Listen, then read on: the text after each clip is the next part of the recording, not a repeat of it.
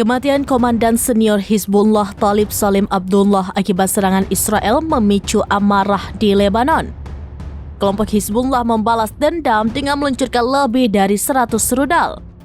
Ratusan rudal diluncurkan dari Lebanon Selatan ke Galilea, Israel Utara. Surat kabar Israel Ma'arif menyebutkan bahwa Israel Utara menjadi sasaran pemboman besar-besaran dari Lebanon hari ini.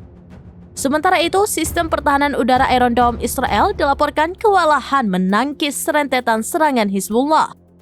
Inilah video yang memperlihatkan Iron Dome Israel gagal menghadapi serangan rudal dari Lebanon.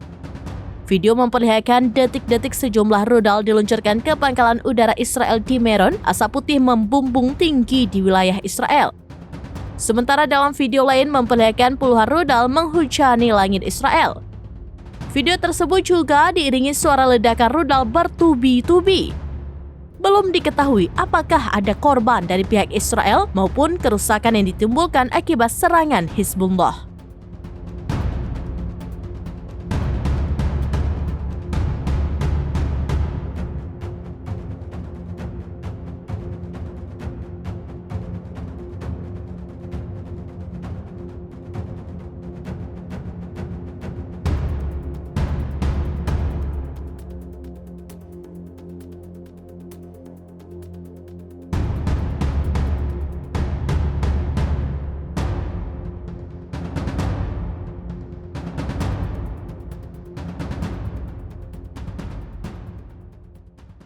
Download Tribun X sekarang, menghadirkan lokal menjadi Indonesia.